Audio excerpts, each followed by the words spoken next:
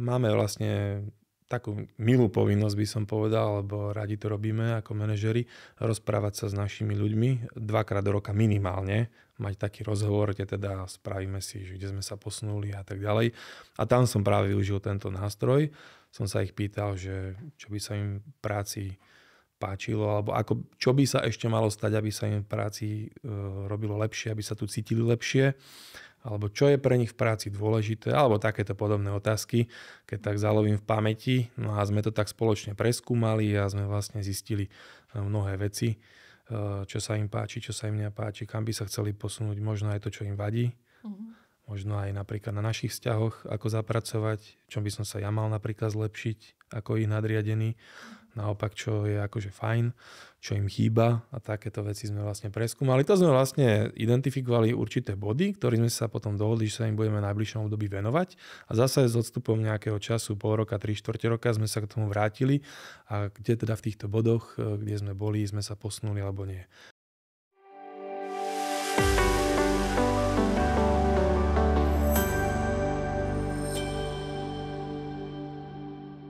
Dobrý deň, dnes privítame v našom podcaste Petra Tatranského, ktorý pracuje 17 rokov v oblasti jadrového priemyslu.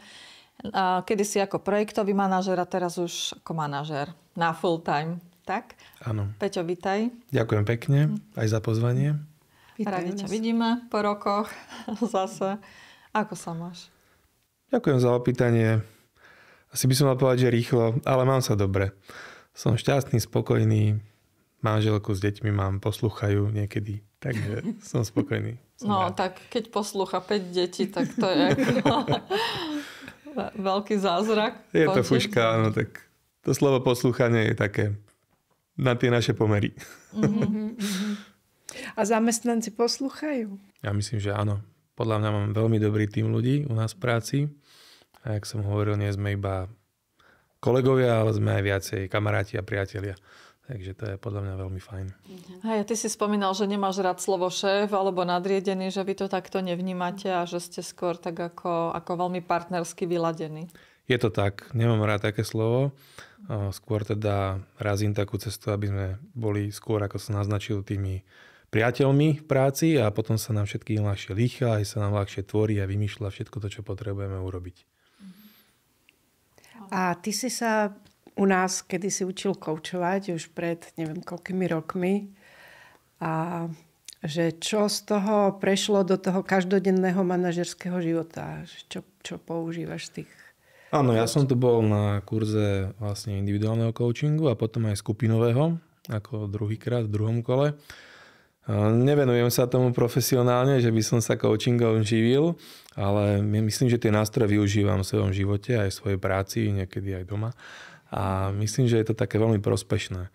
Nehovorím, že ich využívam nejak intenzívne tie nástroje, skôr iba tak sporadicky, keď vznikne nejaká príležitosť. Napríklad riešime nejaký technický problém, máme nejakú poradu, lebo my tvoríme, vyrábame väčšinou prototypy alebo takéto úplne nové zariadenia podľa požiadaviek klienta. Máme brainstorming a keď niekedy sa dostaneme na mŕtvý bod, ako to bolo aj pred 2 týždňami a teraz sme riešili situáciu a nevedeli sme veľa nápadov, ako ďalej a ani jeden nebol taký, že sme cítili, že nie je to ono. Že ako ďalej.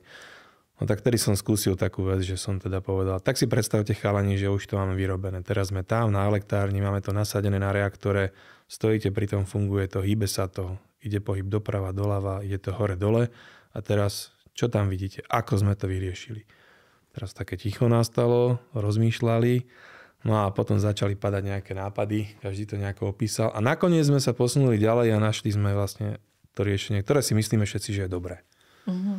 To je perfektné, že lebo ľudia si myslia, že v týchto problematikách coaching nie je ako možné pomôcť, že skôr len v takých softových veciach, alebo že to je skôr taká nejaká ako psychologická oblasť, kde sa to dá použiť, ale vlastne dá sa to použiť všade. Určite sa to dá použiť všade, dokonca niekedy aj keď som bol na koberčeku v odzovkách u riaditeľa a mali sme rozhovor, tak sme sa dostali na nejaký bod a tiež som mu dal koučovaciu otázku, on to ani nevedel. No povedz.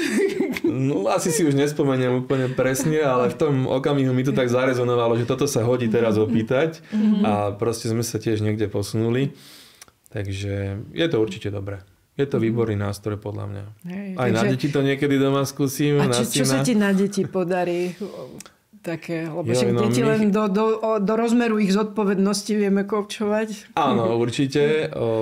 Tak mám 3 chlapcov a 2 dievčatá a tí chalani sú takí šibali a minule niečo vyjedli v škole, tak sme sa o tom tak potom doma rozprávali aj s manželkou a teda s tým dotyčným hriešnikom. No a tam som dal pár takých otázok, aby som proste sa snažil, aby on pochopil určité veci. Nie, že by som ho chcel ja niekde nasmerovať, ale skôr som chcel, aby si preskúmal vlastne, že prečo urobil to, čo urobil a čo si myslí, že ako to môže na ňo vplývať, kam sa ho to posunie alebo neposunie. A tiež si konkrétnu tú otázku nespomeniem, my chlapi sme takí, že zabudáme, ale viem, že to vtedy bolo také fajn. Aj on potom povedal, že bol rád, že sme sa tak porozprávali. Že určite tá otázka nebola, prečo si to urobil, nie, ale určite. Bola nezvyčajná otázka, áno, takú, ako nezvykneme dávať bežne. Klasická otvorená koučovacia otázka, ktorá prinúti toho druhého, prinúti je silné slovo, ktorá zasvieti tomu druhému na tú vec z inej strany a on potom zrazu to preskúmava a sám je z toho prekvapený. A ty si spomínal, keď sme sa rozprávali vzadu, že si využíval koučovacie intervencie alebo prístup aj pri práci s tímom a že vlastne si tak pomáhal tým ľuďom, aby nevyhoreli alebo aby sa rozvíjali, že aby si ich lepšie spoznal. Že povieš nám, že ako si tam používal? Máme vlastne takú milú povinnosť, by som povedal, lebo radi to robíme ako manažeri, rozprávať sa s našimi ľuďmi 2-krát do roka minimálne, mať taký rozhovor, kde teda spravíme si, že kde sme sa posunuli a tak ďalej. A tam som práve využil tento nástroj. Som sa ich pýtal, že čo by sa im v práci páčilo, alebo čo by sa ešte malo stať, aby sa im v práci robilo lepšie, aby sa tu cítili lepšie, alebo čo je pre nich v práci dôležité, alebo takéto podobné otázky, keď tak zalovím v pamäti. No a sme to tak spoločne preskúmali a sme vlastne zistili mnohé veci, čo sa im páči, čo sa im nepáči, kam by sa chceli posunúť, možno aj to, čo im vadí. Možno aj napríklad na našich vzťahoch, ako zapracovať, čo by som sa ja mal napríklad zlepšiť ako ich nadriadený. Naopak, čo je akože fajn, čo im chýba a takéto veci sme vlastne preskúmali. To sme vlastne identifikovali určité body, ktorým sme sa potom dohodli, že sa im budeme v najbližšom období venovať a zase s odstupom nejakého času, pol roka, 3/4 roka sme sa k tomu vrátili a kde teda v týchto bodoch, kde sme boli, sme sa posunuli alebo nie. Mal som to na takom papieri, kde sme si to spolu vlastne kreslili. Tie papiere som si vždycky ku každému tomu zamestnancovi odložil a potom uplynutí toho roku alebo pol roku znovu vytiahol, reku, aha, pozri, pamätáš? No jasné, áno. A toto sme sa bavili, kde sme teraz? Aha, no vieš čo, toto? A už to išlo. Takže toto som takto využíval vlastne v tej praxi, páčilo sa mi to a myslím, že aj to bolo osožné pre tých ľudí. Čo môžem povedať, tak napríklad niektorí mali túžbu sa niekde posunúť vďaka iba nejakému školeniu jednoduchému, keď to pozriem z takého pohľadu manažera, že však len taká hlúposť a ten človek sa cítil lepšie. Druhý chcel napríklad nejak viacero takých voľnočasových aktivít. Chodíme na všelijaké chaty alebo lyžovačky, tak nezáväzne. A môže sa kdokoľvek prihlásiť a tak potom začal tam chodiť a tam predsa iná atmosféra, taká uvoľnenejšia, takže stretneme sa aj na pive po práci. Takže každému k tomu šťastiu chýba niečo iné. Takže ty si ich lepšie spoznal a oni mohli svoje priania nahlas vysloviť. Áno, presne tak. Bo potreby. A aký to malo dopad na vaše vzťahy alebo fungovanie potom? No určite pozitívny. Aspoň ja to tak vnímam a myslím si, že aj moji kolegovia, lebo viacerí mi z nich potom po prvom kole už týchto rozhovorov povedali, že Peťo, že to bolo super. Že to sa nám takto ešte nikto nikdy nevenoval, keď sme boli v predchádzajúcich zamestnaniach. Takže to ma tak potešilo. Ale bolo to vzájomne obohacujúce. A to je aj také dobré, že človek vidí svoj pokrok, lebo dokonca aj keď si sami so sebou meriame, že kde sme chceli byť a kde sme sa naozaj posunuli, tak to urobí radosť, ak sme sa posunuli, že to je taká pravda, ktorú vidíš pred sebou. Áno. A teraz ma napadlo, ako hovoríš, Zuzka, že keď sme mali po tých rozhovoroch potom ďalšie klasické porady, kde sme znovu tvorili niečo, nejaký ten brainstorming alebo proste nejaký problém riešili a s tými určitými ľuďmi, s každým sme vedeli, že kde sme skončili, čo sú tie body a teraz padla nejaká otázka, diskusia, ale sme tak na seba mrkli a už sme vedeli, že to je tá struna, na ktorú sme práve brnkli, o ktorej sme sa aj predtým rozprávali a zase nám bolo tak proste lepšie. A že pre nich to mohlo byť také nezvyčajné, keď oni sa zaoberali dovtedy len technickou stránkou, ako deaktivovať nádobu reaktoru. A zrazu sa pýtaš... Dekontaminovať. Zrazu sa ich opýtaš, že vlastne čo by ich motivovalo, aby boli ešte šťastnejší v práci. Tak mohlo to byť pre nich prekvapujúce. Ja verím, že bolo. A ty si sa vlastne ako stal manažérom? No ja som vlastne vyštudoval jadrovú energetiku a ja som sa teda zameral na vyraďovanie jadrových elektrární. No myslel som, že ostanem na škole, lebo som tam pôsobil ako doktorant a sa mi tam veľmi páčilo. No ale tak potom som zablúdil do inej spoločnosti, kde som sa teda zamestnal a vlastne tam pracujem až doteraz. Ty si veľmi lojálny teda. To už v dnešnej dobe také výnimočné, že 17 rokov v jednej firme. Tak už som aj rozmýšľal, že asi by bol čas na zmenu. Ale keď sa tak pozriem na tú jadrovú energetiku, tak tých veľa príležitostí na Slovensku nie je. A v podstate poznám aj tie ostatné firmy, lebo so všetkými prakticky spolupracujeme. A či som na tej alebo na onakej strane, poznám aj kolegov, ktorí od nich prešli k nám, od nás k ním a podobne. Takže myslím si, že som teraz na správnom mieste, aspoň na teraz to tak vidím. A že vlastne tak viacero krajín má záujem o vaše projekty, aj teda vás oslovujú a že čo vlastne teba tak najviac tam tak zaujíma? Mňa najviac baví na tom celom to, že za každým je to niečo nové a keď je to z rovnakej oblasti a hľadáme nejaký problém na určitú situáciu. Teda riešenie na nejaký problém, na nejakú situáciu. Či už je to za cenu len poskytnúť nejakú službu, alebo popri tom treba vyrobiť nejaké zariadenie, ktoré je prototypom na to, aby sme tú službu alebo tú činnosť vedeli vykonať a aby ten klient bol spokojný. Toto je vždy taká iná nová výzva. Nie je to nejaký stereotyp, je to stále niečo nové. Čiže tvorivosť. Áno, tvorivosť je to správne slovo. Ja teda pôsobím ešte aj v komunálnej sfére, tiež asi 17 rokov. Ja aj to viem, že ty si tam bol niečo okolo starostovania to ja bolo. Ja som poslancom už dlhé roky. Ty si bol poslancom, hej. Áno, a tiež sa tam snažím aj spolu s ostatnými to prostredie, kde žijeme, trošku zmeniť. A tam využívaš koučovanie? Keď máme niekedy stretnutia poslancov, kde proste preberáme určité veci a príde mi to vhodné, tak položím takú otázku, aby tí ostatní sa rozkúkali a hľadáme nejaký spôsob posunúť sa ďalej. A čo je vlastne pre teba také ako srdcu blízke na tom poslancovaní? Lebo to je taká nie vždy vďačná úloha. Ja som predtým bol v našej obci iba ako obyčajný človek. To som aj teraz. Ale robili sme s mládežou veľa. Rôzne tábory, výlety a podobne. No a raz som narazil na takú nechuť nám pomôcť v podobe poskytnutia autobusu, ktorý by nás odviezol pár kilometrov iba na železničnú stanicu. A vtedy som tak pochopil, že to sú ľudia, ktorí dokážu urobiť hoc aj veľmi málo, ale v očiach tých ostatných to môže byť veľká vec.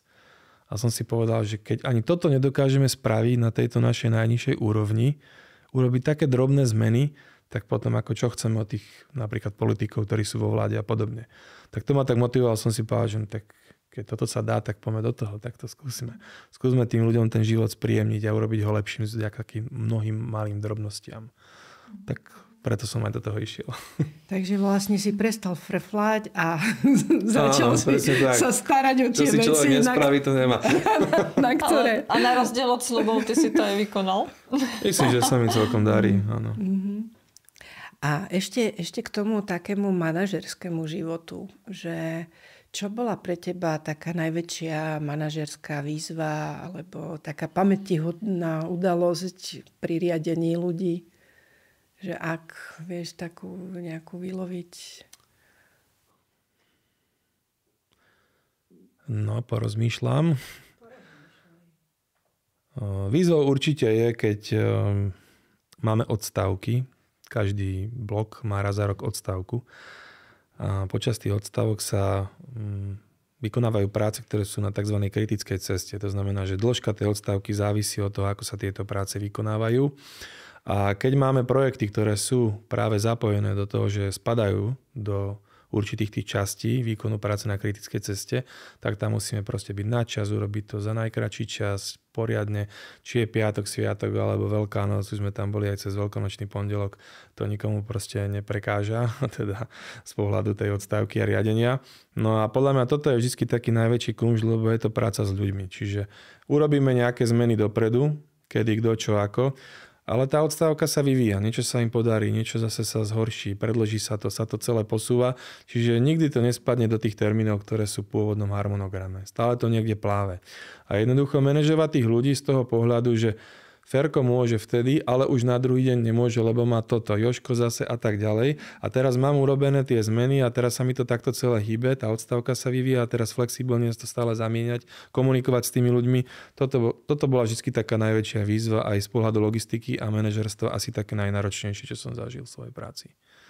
Toto zmanéžovať, toto ťažké obdobie tej odstávky, tak aby aj všetci ľudia boli spokojní, aby som nebol nejaký, ktorý proste teraz niekomu povie, vieš čo, mňa to nezaujíma, že ty ideš zubárovi, tak si to preložil, ale zajtra tam proste budeš o 5. po obede a hotovo. Hej, takže výzaj ľuďom v ústretí, aby boli spokojní a zároveň, keď majú tú skúsenosť so mnou, že človek sa nesnaží vychádzať v ústretí a oni sú viac lojálni a snažia sa pomôcť a nevyhovárajú sa, keď aj napríklad by aj mohli, ale proste sa im nechce, tak povedať, že nemôžu. Hej, a vlastne urobiť tú prácu. Klient je spokojný, všetci sme spokojní. A ty si spokojný kedy? Ja som spokojný, keď sú spokojní ľudia a aj klient. A keď sa práca vydarí a aj keď sú napríklad problémy, aj vtedy som spokojný, keď sa z nich vieme poučiť a na budúce už tie problémy nie sú. Ty si stále spokojný. Ja som v podstate spokojný. A čo ti pomáha vlastne žiť v takejto spokojnosti? Alebo že ako si dobíjaš baterky a prežívaš také situácie, ktoré sú záťažové? No ja si dobíjam baterky viackrát do roka. Chodím aj na tú duchovnú obnovu, takú chlapskú, kde sa stretneme len chlapi. A tak dáme si aj pivo okrem takých duchovných vecí. Ale to je podľa mňa taký môj nabíjač energie. Potom dovolenka s celou rodinou. I keď častokrát je to vyčerpávajúce. Máme pocit s manželkou, že sa vrátime, že sme potrebovali ďalšiu dovolenku. Ale je to zase oddych v inej oblasti. Proste tá hlava vypne, netreba myslieť, riešiť. Hej. Proste človek... Ide to tak jednoduchšie. Nie je to tak psychicky náročné. Možno viac fyzicky, ale psychicky nie. No a ešte si dobíjam energiu, keď ideme paradoxne práve s kolegami na tú chatu. Chodíme 2-krát do roka, raz chodíme v lete na turistiku, teda väčšinou na jesene, stabilnejšie počasie a vždycky si dáme nejakú takú výzvu. Hej, že niečo proste, čo Ísť je... na Kriváňa. Áno, to sme boli prvýkrát napríklad, to bola prvá akcia. Mnohí neturistikovali roky a zrazu, že Prázdno Kriváň, hej, takže sú to také nárazové veci, potom všetci týždeň stonajú, ale nie. A druhá tá akcia je vlastne lyžovačka, to chodíme zase v zime. No a tam proste si vyhodíme vždycky z kopytka. V tej letnej akcii bereme si ešte piatok voľno, že odchádzame štvrtok po práci a v piatok varíme guláš, alebo proste dáme si nejaký fotbal, alebo nejakú takú športovú aktivitu, zoberieme súd piva a väčšinou je dobré počasie, tak si to tak užijeme a tú sobotu potom ideme na tú turistiku. A v nedeľu sa vrátime domov. A stále sú okolo teba ľudia. Aj keď pracuješ, aj keď relaxuješ, aj keď máš ako čas s rodinou, že ty si taký vzťahový človek hodne, že? Je to tak. A máš aj také nejaké miesta, kde si iba sám? Iba sám som asi veľmi málo kedy. Možno, že niekedy, keď